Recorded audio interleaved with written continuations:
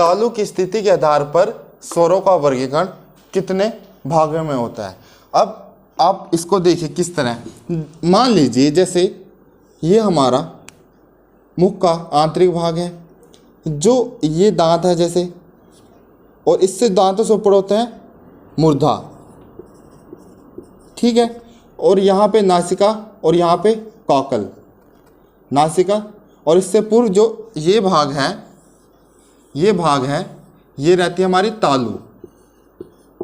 अब हमें जो इसके अंतर्गत आएगा, जो यहाँ से लेके यहाँ तक, ठीक है। अब इस आधार पर, तालु के आधार पर 4 भागों में बांटा गया है, स्वरों को 4 भागों में बांटा गया है। अब देखिए कैसे, अब आपको याद करने की बिल्कुल भी आवश्यकता नहीं है, इसको समझ लीजिए, आपको आसानी से याद हो जाएगा। देखिए यह आ गया समझ में। अब देखिए ये हमारी तालु का हिस्सा, और ये देखिए ये है जीभ। जब जीभ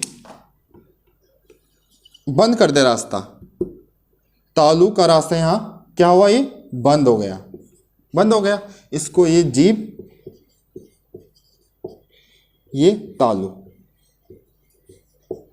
अब ये देखिए क्या है, अब यहाँ पे कोई रास्ता नहीं है, यहाँ से बंद की स्थिति है, तो ये क्या हुआ, बंद। और इस बंद को क्या बोलते हैं, देखिए इस बंद को बोलते हैं संवृत्त। क्या बोलते हैं, संवृत्त। जब जीभ, ये देखिए जीभ, जैसे हम ये तालु मान लेते हैं और ये जीभ है, और इस जीभ है अब ऐसे लग जाए, उच्चारण करते समय ऐसे लग जाए, तो उसे क्या बोलते हैं, संवृत्त। अब उसके पश्चात देखिए, अब दूसरी स्थिति क्या रहती है, अगर ये तालु और यहाँ से जो जीभ है, यहाँ ऐसे हो जाए, ठीक है, ये जीभ है। अब जो ये वाला भाग है क्या है, खुला भाग है, ये तालु है, ये जीभ है, ये खुला भाग है। अब इस खुले भाग को क्या बोला जाएगा, विवृत्त। ऐसी याद करने में हमें मुश्किल होती थी ना।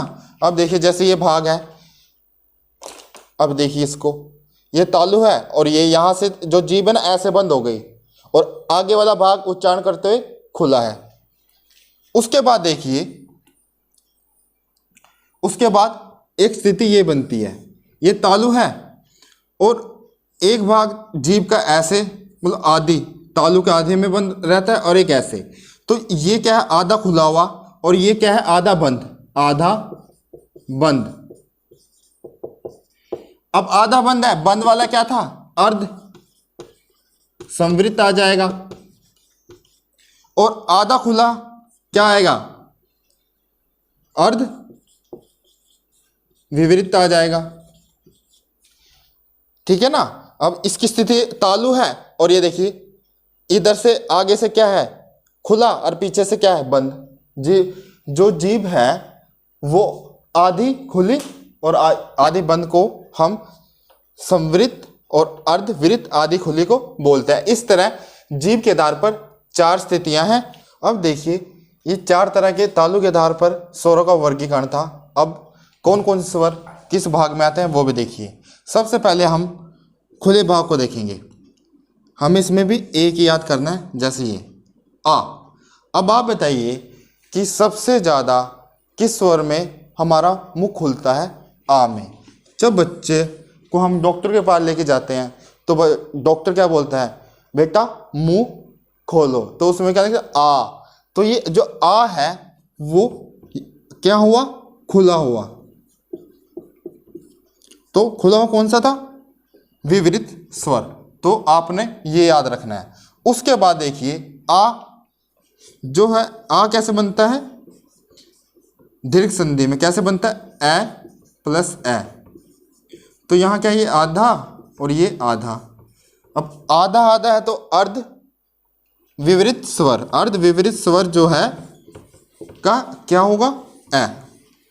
अब हम क्या करेंगे, जो हमारे संयुक्त स्वर हैं ए आई ओ औ, इनको अभी छोड़ेंगे, बाद में देखेंगे इनको। अब देखिए, अब हमने दो कर लिया, जैसे विपरीत क्या है ए, और आ जो है हमारा अर्ध विपरीत है। और अब देखिए उसके बाद क्या बच गया, उसके बाद संवृत बच गया, उसमें जो बच गए वो लिख देंगे ई दीर्घी उ दीर्घु और ई। अब यहां देखिए जो ये चार बच गए थे, ये जो चार बच गए थे, इनका हम किस तरह इनकी स्थिति दर्शाएंगे। अब आपने देखा होगा जो गुण संधि में ए प्लस ई क्या बनता है, ए, ठीक है, ए प्लस ऊ क्या बनता है, ओ। अब हमें ये दिख रहा है कि जो अर्ध विपरीत स्वर है उसके योग से जो संयुक्त अक्षर बन रहे हैं, तो हमने क्या करना है, ए और ओ अर्ध संवृत में लिख देंगे, और इधर क्या करेंगे हम, दीर्घ ए आई और औ, वो हम अर्ध स्वर में लिख देंगे। इस तरह हम इनका वर्गीकरण करेंगे। अब देखिए जो पांचवा है, अनुनासिकता के आधार पर स्वरों का वर्गीकरण। इसमें अनुनासिकता के आधार पर अनुस्वार और अनुनासिक दो आते हैं। अब अनुस्वारों के बारे में जान लीजिए। अनुस्वार की जो होती है, ये चिन्ह होता है बिंदी, ठीक है, और ये इनकी जो प्रकृति रहती है वो व्यंजनों जैसी रहती है। इनकी संख्या 5 है, और ये इनका जो है स्वरों से अलग पृथक ध्वनि होती है, और ये संज्ञा शब्द रहते हैं। क्या रहते हैं, संज्ञा शब्द रहते हैं। ये आपको कुछ अलग मिल रहा है, आम पुस्तकों में नहीं मिलेगा आपको, क्योंकि अब प्रश्न इसी तरह से बनाने लगे हैं। इसका जो उच्चारण है वो गुरु होता है, मतलब खींच कर होता है, लंबा गहरा होता है अनुस्वार का। ये केवल नासिका से बोले जाते हैं।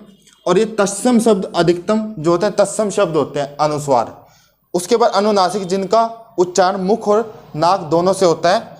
इनकी संख्या देखिए 11। ये आप देखिए कैसे 11, जो हमारे 11 स्वर थे उन्हीं पर चंद्र बिंदु, इसका क्या चिन्ह होता है, चंद्र बिंदु, इसका चिन्ह चंद्र बिंदु, इस तरह से, ठीक है। इसका जो उच्चारण है मुख और नासिका से होता है। और ये विशेषण शब्द होते हैं। क्या होते हैं, विशेषण शब्द। ऊपर जो हमने अनुस्वार पढ़े थे वो क्या थे, संज्ञा शब्द थे, ये विशेषण शब्द हैं। और ये तत्सम शब्द थे, ये क्या रहते हैं, तद्भव शब्द। इसके पश्चात जो स्वरों का वर्गीकरण जाति है आधार पर भी रहता है, परंतु जो बहुत महत्वपूर्ण थे वो मैंने आपको स्वरों का वर्गीकरण बताए। इससे आगे हम अगली कक्षा में करेंगे। धन्यवाद।